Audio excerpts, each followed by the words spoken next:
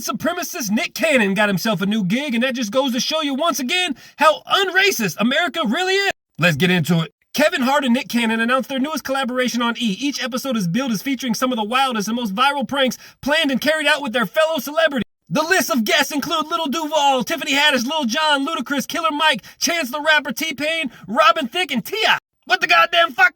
If you recall, it wasn't too long ago when Nick Cannon was claiming that WHITE people were less than, closer to animals, savages, and some other shit. And on his racist rant, he dove into why he believes that melanated people are superior. Claiming that darker skin color makes you more compassionate, and that his people are the true chosen people of God, otherwise known as the Hebrew Israelites. The funny thing about all this is that Nick Cannon never, not even one time, apologized to WHITE people. The only thing he did was apologize to the shoes. And if you don't believe me, go back and look it up. And the reason he only apologized to the shoes is because they're in charge and they would have shut him the fuck down. But he doesn't want to shut the fuck down. He still wants more shows like this. So not only does he get new shows like Prank Wars with Kevin Hart, but his old shows like Wild 'N Out on VH1 are also renewed for new fucking seasons. And this goes to show you a couple things.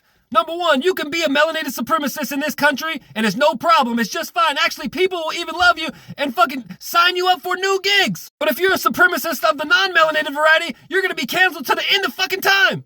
Not only are you gonna lose all your shows and endorsement deals, but you're gonna be drugged through the mud like you live out on a fucking farm. But not with a melanated supremacist, you actually get loved and you get more fucking fans. If you remember when Nick Cannon said all this melanated supremacist shit, if you would have went and looked at his social media, everybody was fucking supporting him. No one was coming out and saying, hey man, you shouldn't say that shit. All the melanated supremacists were underneath his comment section, and I screenshotted this shit, saying, I agree with you, King. You got this one right. Thanks for standing up for our culture, etc., etc. They actually support the shit. So the breakdown again is that you can be a melanated supremacist in this country and still get love, but if you're a non-melanated supremacist, you get shut down. And then the third fucking point behind both of these is, if you're a non-melanated person and you call out the melanated supremacist, you get labeled as the fucking racist. Yeah, try it out. So in closing, I'd just like to say, if it isn't already obvious, I won't be watching this fucking shit. Or anything else that a melanated supremacist puts out. Until he wants to apologize to my people, we still got beef. Oh yeah, and quit having kids that you're not a daddy to.